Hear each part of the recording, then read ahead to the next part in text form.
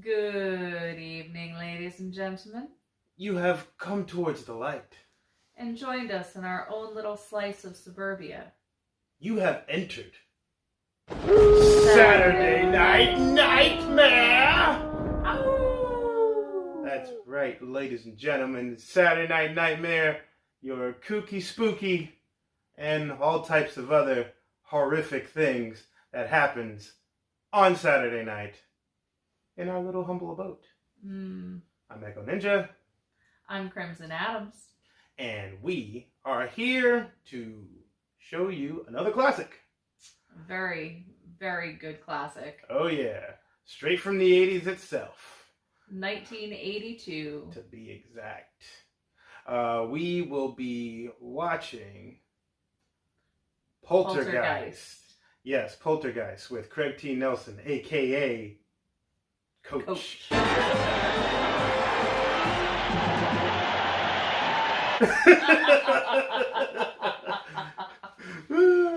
love that show. Yeah, some weird reason I love that show. I just like it too. But yes, this is 1982 classic of Poltergeist. As you already know, we don't do remakes or reboots here, except for one because we enjoyed it. But we liked to venture into this classic movie for you guys. We saw from a lot of comments that, you guys did like the past movies that we did, and we see as the watch time goes up, you guys are still watching a lot of these videos, so we appreciate it. Thank you so much. Thank you from the bottom of our ghoulish little hearts. Yes. But enough rambling. We're going to get this show on the road with this, unless you like anything else to say. I do find it funny that you made a Twilight Zone reference. Yes. Because this movie, the writers got their inspiration from a Twilight Zone episode called Little Girl Lost. That's right.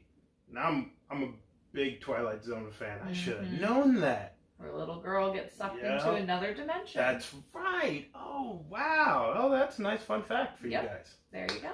And if you guys got any fun facts, hit them in the comments down below and let us know if we missed any Easter eggs or fun facts, or just say hi, or any recommendations of horror movies as usual. Like, share, subscribe, and be aware for the next episodes that we do. Until then, get ready to watch Poltergeist. Carol Ann, they're here. Fun fact. Drew Barrymore auditioned for the role of Carol Ann. I didn't know you auditioned for this. Tell me she doesn't look like her. Maybe, if I lost a whole bunch of weight.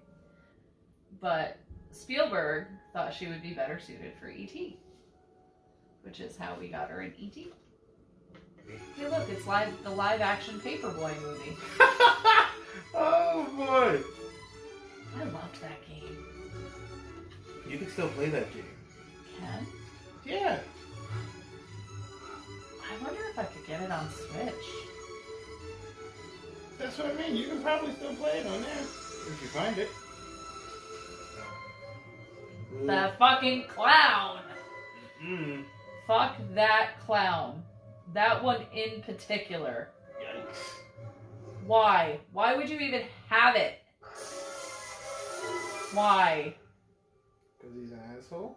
Was it given to him as a terrible present? Because that's a terrible present. That is a terrible present. But it's probably out because Grandma gave it to him or some shit like that. Probably. They're here. No way, kid. No way.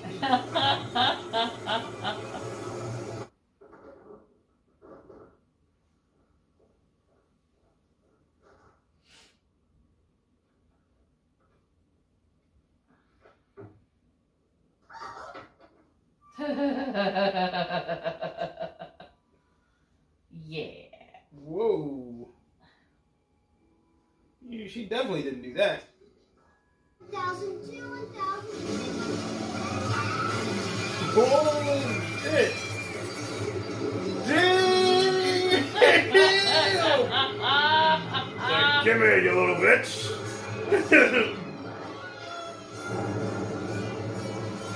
What the fuck? A tornado? It's a psychic cyclone. Say that 3 times fast. A psychic cyclone. Wow. Oh my Fun fact. God. This scene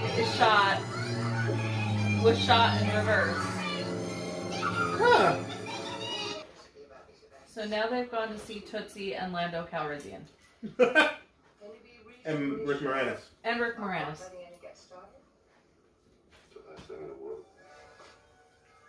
Oh no. Ew. Oh no. Oh. Ooh.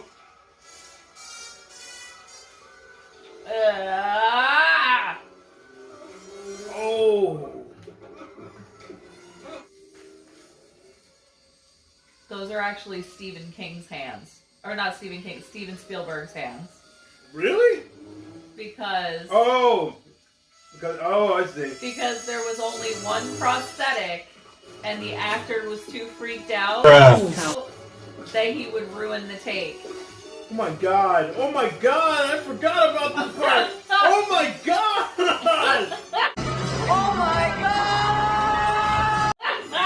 What the fuck? What the fuck? I forgot about that part. Holy shit. Oh, snap. Oh boy. That's a lot of action. Reminds me of RoboCop. Everything reminds you of Robocop. Not everything. Just some things. Lots of things. Alright. RoboCop was fucking awesome. Like, what can I... Come on now. This reminds me of RoboCop. No, it doesn't. I'm gonna remind you of Robocop in a minute. How so? I don't know. That just sounded cool when I said Shut it. up. Just sounded cool. God damn it. Whoa! God damn! No. Oh. Nope. Motherfucking clown! What the shit? What the shit? Absolutely motherfucking not. Oh, fuck no! Fuck you and your clown bullshit! Holy shit! Holy shit! Oh, fuck. Ah. Fun fact, the skeletons used in the pool scene are real human remains. Woo! Yikes. That's a paranormal vagina. You son of a bitch, you moved the cemetery, but you left the bodies, didn't you? You son of a bitch, you left the bodies and you only moved the headstones! You only moved the headstones! Why? Why?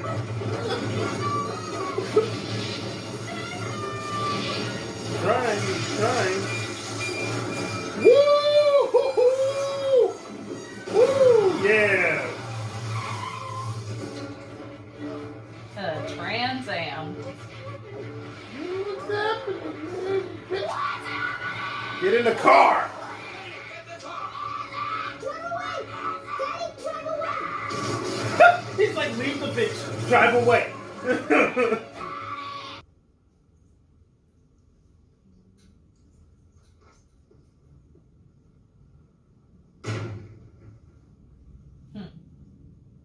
Oh wait.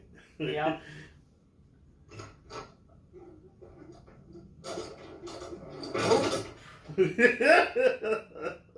None of that. No TV for any of us. Ever again. What? Yeah. Oh, yeah.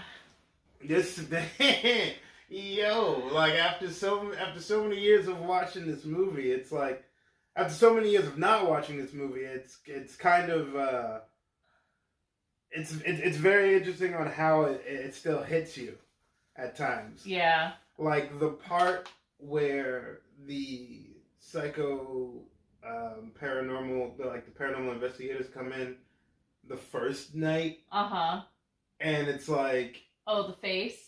No, not even the face. Just the fact of them at first they're like, okay, we'll just treat this like everything else, and then it's funny because in normal movies like this, it's like, okay, something dramatic will happen, and then they won't believe it. No, shit is happening like it's like a regular Sunday. Yeah. Like they're like, hey, yeah, watch this. It's like clockwork.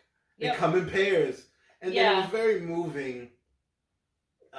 To see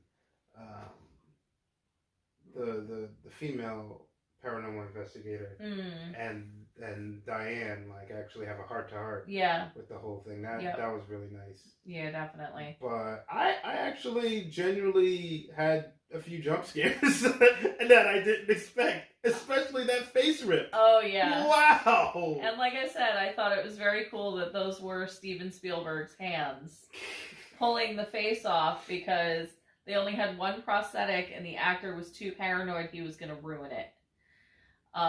So they literally had to do that in one take. I was like, no, I did not expect that. I was like, why is he still ripping his face off? Holy shit. So yeah, I think it's funny because I've seen it so many times that I don't get the jumps like I normally would. But I still adore all of the effects that they did for 1982. That was very It was top-notch. like you were seeing paranormal entities. Like there were ghosts and there were orbs and there was the like everything you can think of that you see in paranormal shows, like paranormal investigation shows, they literally show in this. They were doing it 1980s style with, instead of digital cameras, it was camcorders. That still, and the motion sensor technology on those camcorders, that was like super high tech. And then I mean the story is just phenomenal because that's the way this kind of shit happens. It starts out as innocent enough phenomena, like, oh, the chair is moving around on its own, or the car goes, or the cabinet doors open or whatever, and sometimes it's like, oh, that's funny, da da da da, and you try to interact with it, and then it just becomes worse in some cases.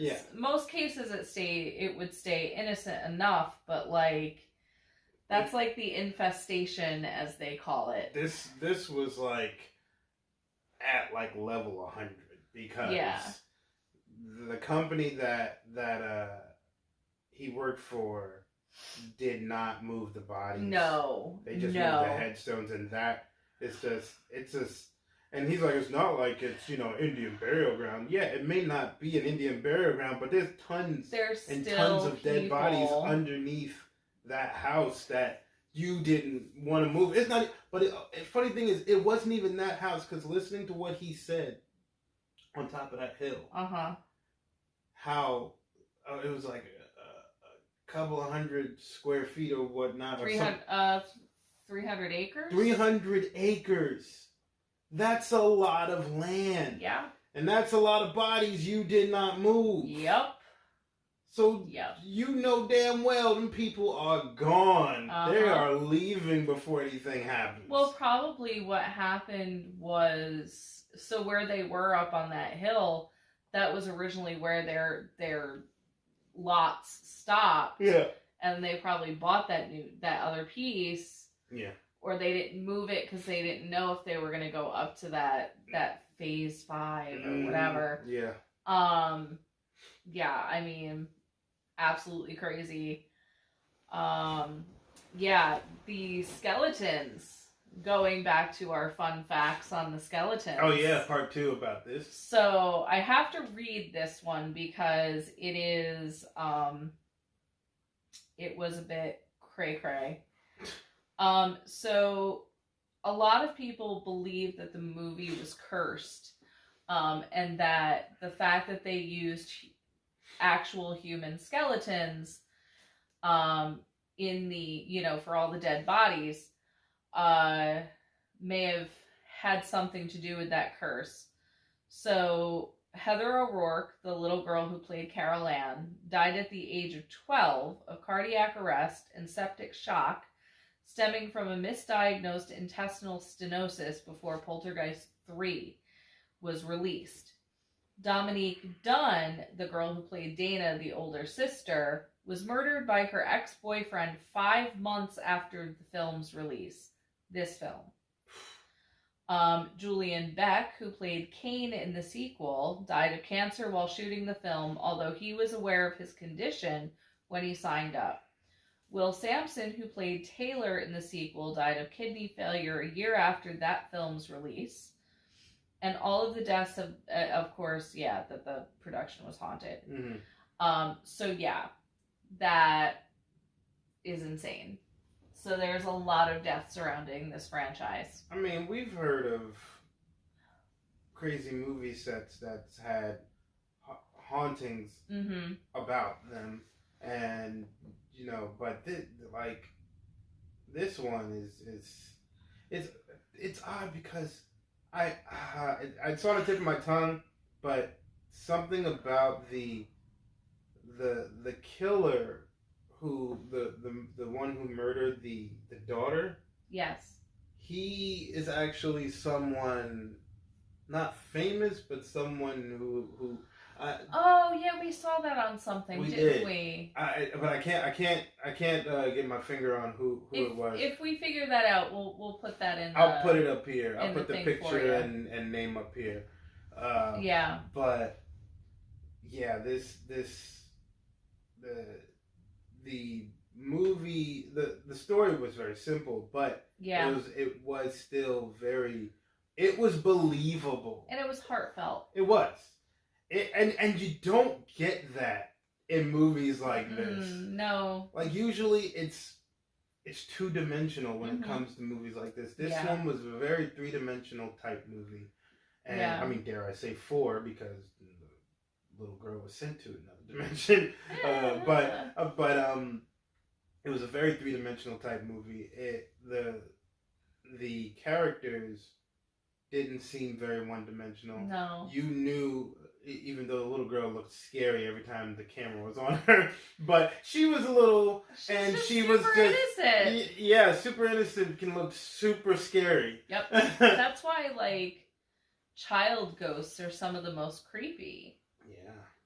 That's or like children in paranormal movies are the most creepy because they have that innocence. Mm-hmm.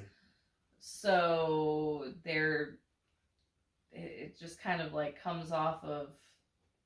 Yeah, stay away from me. I don't know about you, but yeah, the whole film was a very well put together film. For 82, this was top notch. Special effects, yeah. Top notch effects. Pretty good practical effects. Nice and subtle practical effects when it came to the haunting of the house. Mm-hmm. It wasn't over the top. It wasn't not enough. It was just right. Yeah. It was just right type stuff. And the my personal favorite point in this movie is the investigation itself. Yeah.